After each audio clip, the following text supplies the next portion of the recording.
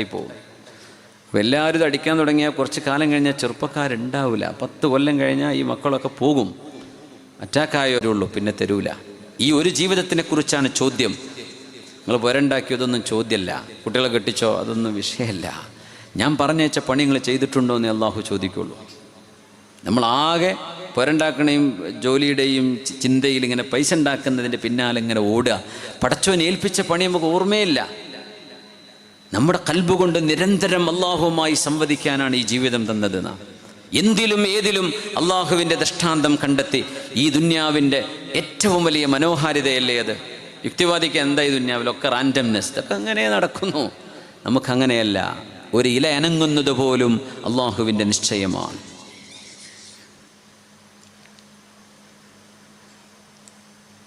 മഹാനായ ഹാരിസ് ഇബ്നു അസദ് റളിയല്ലാഹു തആല അൻഹു മഹാനവറുകൾ പറയുമായിരുന്നു, അള്ളാഹുവിൻ്റെ വലിയായൊരു മഹാനാണ് അൽ ഹാരിസ് ഇബ്നു അസദ് റളിയല്ലാഹു അൻഹു റഹ്മത്തുള്ളാഹി അലൈഹി. ബൈനി വ ബൈനല്ലാഹി അലാമ അല്ലാ യസൂഗനി തുആമൻ ഫീഹി ശുബ്ഹ. ഞാനും എൻ്റെ റബ്ബും തമ്മിലുള്ള ബന്ധത്തിനൊരടയാളമുണ്ട്. എന്താ അടയാളം എന്നറിയോ? ഹറാമായ ഒരു ഭക്ഷണവും എൻ്റെ വായയിലൂടെ കടക്കരുത് എന്ന് ഞാനും അള്ളാഹുവിൻ്റെ ഇടയിലുള്ള ഒരു നിബന്ധനയുണ്ട്. പടച്ചവനെ, നീ എന്നെ ഏറ്റെടുത്തിട്ടുണ്ടെങ്കിൽ നിനക്കിഷ്ടമില്ലാത്ത ഒരാളിൻ്റെ, നിനക്കിഷ്ടമില്ലാത്ത ഹലാലല്ലാത്ത ഏതെങ്കിലും ഒരു ഭക്ഷണം എൻ്റെ വായിലേക്ക് പോകരുത് റബ്ബേ. അത് നീയായിട്ടിങ്ങ് തടഞ്ഞു വെച്ചേക്കണം.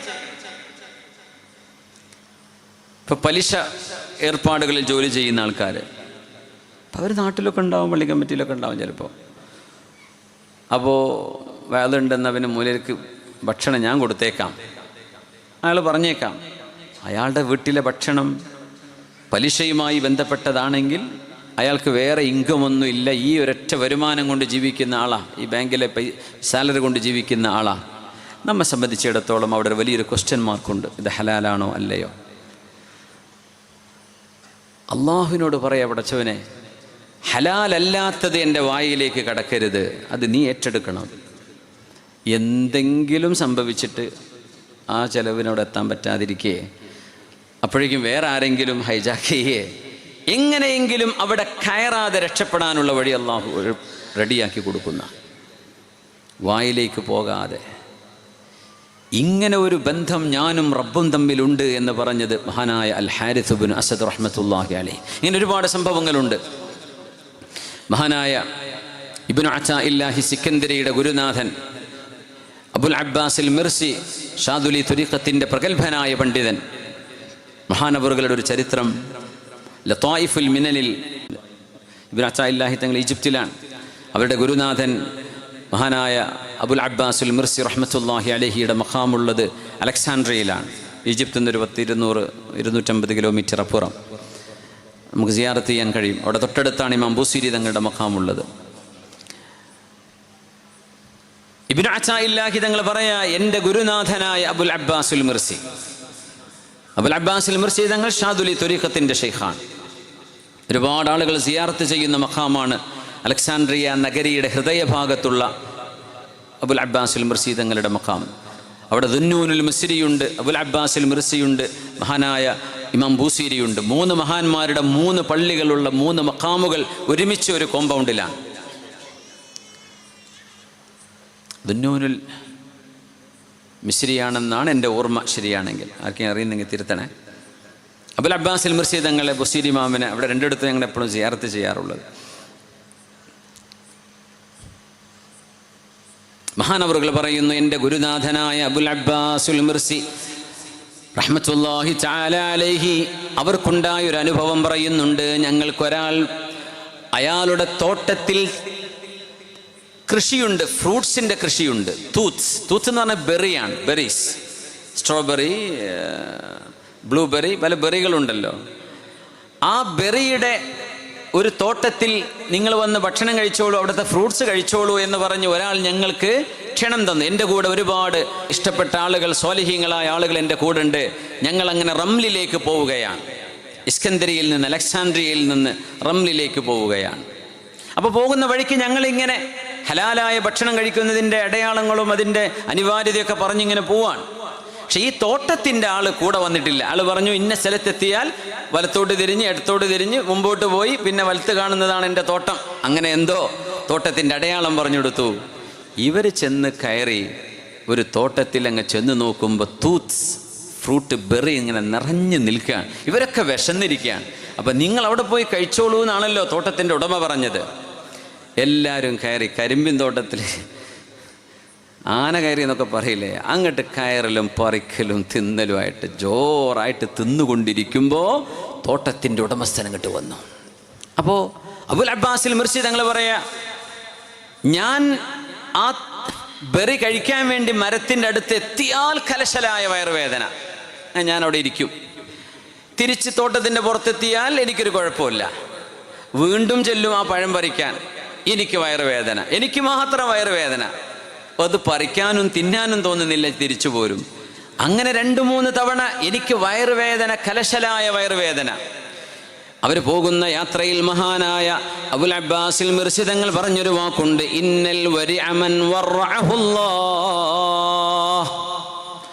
ഇന്നൽ വരിഅമൻ വറഅഹുല്ലാഹ്. ഏറ്റവും വലിയ സൂക്ഷ്മത പാലിച്ച് ജീവിക്കുന്ന ആൾ ആരെന്നറിയുമോ? അള്ളാഹു ഏറ്റെടുത്തുകൊണ്ട് സൂക്ഷ്മത റബ്ബ് നടപ്പിലാക്കി കൊടുക്കുന്നവരുണ്ട്. അവരാണ് യഥാർത്ഥ സൂക്ഷ്മതയുടെ ആളുകൾ. നമ്മൾ പരിശോധിക്കണം. ചിലത് അള്ളാഹു ഇടപെട്ട് തരും. അങ്ങനത്തെവരാണ് ഏറ്റവും വലിയ സൂക്ഷ്മതയുള്ളവർ, വറഉള്ളവർ എന്ന ഒരു ചർച്ച, അങ്ങനെ ഒരു സ്റ്റേറ്റ്മെന്റ് മഹാനായ അബുൽ അബ്ബാസ് മിർസി തങ്ങൾ പറഞ്ഞിട്ടുണ്ട്. ഇതും പറഞ്ഞിട്ടാ തോട്ടത്തിലേക്ക് കയറിയത്. ഈ മഹാനവറുകൾക്ക് മാത്രം ഷാദുലി ത്വരീഖത്തിന്റെ ഷെയ്ഖും പ്രഗത്ഭനായ പണ്ഡിതനും ആയിരക്കണക്കിന് ആളുകളുടെ ഗുരുനാഥനുമാണ്. അതിൽ പ്രഗത്ഭനായ ശിഷ്യനാണ് ഇബ്നു അതാഇല്ലാഹി സിക്കന്ദരി. കിതാബുൽ ഹിക്കം, തത്വജ്ഞാനങ്ങളുടെ കിതാബ് എന്ന് പറയുന്ന ആ ഗ്രന്ഥത്തിന്റെ രചയിതാവ് ഇബ്നു അതാഇല്ലാഹി സിക്കന്ദരി. ഉസ്താദുമാർക്കൊക്കെ അറിയും ഈ പേര് പറയുമ്പോൾ. ആ മഹാന്റെ ഉസ്താദാണിത്. വയറുവേദന, തിന്നാൻ പറ്റണില്ല, വയറുവേദന. അപ്പോഴാണ് തോട്ടത്തിന്റെ ഉടമസ്ഥൻ വരുന്നത്. അയാൾ ഓടി വന്നുകൊണ്ട് പറഞ്ഞു, കൈഫ യഹില്ലു ലക്കും അൻ തഅകുലൂ മിൻ സമറതി ബുസ്താനി ബിഗൈരി ഇദ്നി, എൻ്റെ സമ്മതമല്ലാതെ എൻ്റെ തോട്ടത്തിൽ നിന്ന് നിങ്ങൾ എങ്ങനെ തിന്നാനാ? നിങ്ങൾക്ക് എന്താ പറയാ, പണ്ഡിതന്മാരല്ലേ, മുസ്ലിയാക്കന്മാരല്ലേ, നിങ്ങളിത് തിന്നാണോ എന്ന് ചോദിച്ച തോട്ടത്തിൽ. അപ്പോൾ നോക്കുമ്പോൾ തോട്ടം മാറിയിട്ടുണ്ട്. ഇത് വേറെ ഏതോ ആളുടെ തോട്ടത്തിലേക്ക് അവർ കയറി ചെന്നത്. അബുൽ അബ്ബാസിൽ മിർസി തങ്ങൾക്ക് തിന്നാൻ പറ്റിയിട്ടില്ല, വയറുവേദന കൊണ്ട്.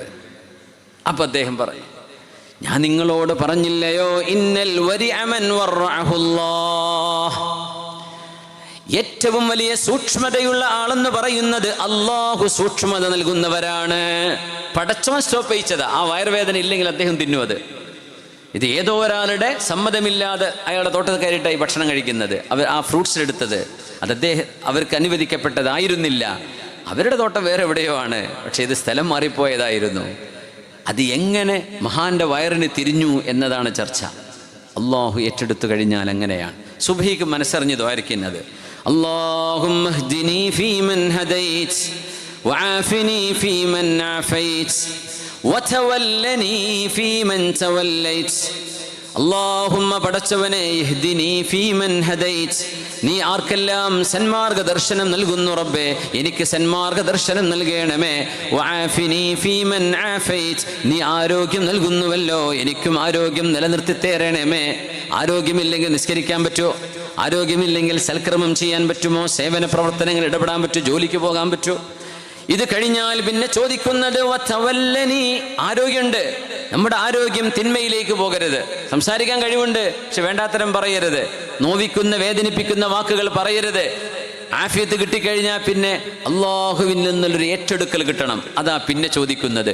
വതവല്ലനി ഫീമൻ തവല്ലൈത്, നീ ഏറ്റെടുക്കുന്നവരുടെ കൂട്ടത്തിൽ എന്നെയും ഏറ്റെടുക്കണമേ. വതവല്ലനി ഫീമൻ തവല്ലൈത്, എന്നിട്ട് അല്ലാഹുവിനോട് ബർക്കത്തിനെ ചോദിക്കുകയാണ്. വബാരിക് ലീ ഫീമാ അഅതൈത്, നീ നൽകിയതിലെല്ലാം ബർക്കത്ത് നൽകണമേ. പിന്നെ പറഞ്ഞു, റബ്ബേ, നിന്റെ ഖലാ, ശർറായ നിന്റെ ഖലായിൽ നിന്ന് നീ എനിക്ക് കാവൽ നൽകണമേ. വഖിനി ശർറ മാ ഖളൈത്. പിന്നെ പറയുന്നത് അല്ലാഹുവിനെ കുറിച്ചുള്ള മദ്ഹ, ഫഇന്നക തഖ്ലി വലാ യുഖ്ളാ അലൈക. അത് അല്ലാഹുവിനെ പറ്റിയാണ്. ചോദിക്കുന്ന ചോദ്യങ്ങൾ ഇതാണ്: ഹിദായത്ത്, ആഫിയത്ത്, വിലായത്ത്, ബറക്കത്ത്, വിഖായത്ത്. ഇത് കിട്ടിയാൽ പിന്നെ എന്താ വേണ്ടതൊരു ദിവസം? ആ ദിവസം ശരിയായില്ലേ? ആ ദിവസത്തിന് പിന്നെ എന്ത് കുഴപ്പാണ്? യാ അല്ലാഹ്, അല്ലാഹുവേ, അല്ലാഹുമ്മ ഇന്നാ നസ്അലുകൽ അഫ്വ വൽ ആഫിയ. അല്ലാഹുവേ, ഞങ്ങൾക്ക് ആഫിയത്ത് നൽകണമേ, ഞങ്ങൾക്ക് ആഫിയത്ത് നൽകണമേ. അബൂ അബ്ദുറഹ്മാൻ സുലമി തങ്ങൾ മഹാനവറുകൾ പറയുന്നുണ്ട്, അബൂ ഹഫ്സ് തങ്ങളോട് ആഫിയത്തിനെ സംബന്ധിച്ച് ചോദിച്ചപ്പോൾ തൻ്റെ ഗുരുനാഥൻ അബൂ ഹഫ്സ് തങ്ങൾ പറഞ്ഞു, ജനങ്ങൾ ആഫിയത്ത് എന്താണെന്ന് മനസ്സിലാവാതെ ചോദിച്ചതവരും തെറ്റായിരുന്നു. സഅലുല്ലാഹൽ ആഫിയ, അല്ലാഹുവിനോട് ആഫിയത്ത് തരണേ എന്ന് ചോദിക്കുമ്പോൾ അവരറിഞ്ഞില്ല, വലം യഅരിഫു അന്നൽ ബലാഅ യതവല്ലദു മിനൽ ആഫിയ. ആരോഗ്യമുള്ള അവസ്ഥയിൽ, സമ്പത്തുള്ള അവസ്ഥയിൽ, നമ്മൾ സുഖമനുഭവിക്കുന്ന അവസ്ഥയിലാണ് ബലാഉകൾ വരുന്നത് എന്ന് ജനങ്ങൾക്ക് മനസ്സിലാവുന്നില്ല. അങ്ങനെയല്ലേ? പൈസ ഉണ്ടാണ്ട് മൂലക്ക് പോയിരുന്നോളും. അത് കിട്ടുമ്പോഴല്ലേ ഈ മയക്കുമരുന്നും ഡ്രഗും അങ്ങനത്തെ സാധനങ്ങളൊക്കെ നമ്മുടെ നാടുകളിൽ വിപണിയിൽ ഇറങ്ങുന്നത്? കാശുണ്ടായിട്ടല്ലേ? ആഫിയത്ത് അല്ലാഹു നൽകുമ്പോഴല്ലേ, ആരോഗ്യം ഉണ്ടാകുമ്പോഴല്ലേ തിന്മയിലേക്ക് പോകുന്നത്? ആളുകൾക്ക് അറിഞ്ഞില്ല. ആഫിയത്തിലൂടെ ബലാ വരും, പരീക്ഷണങ്ങൾ വരും.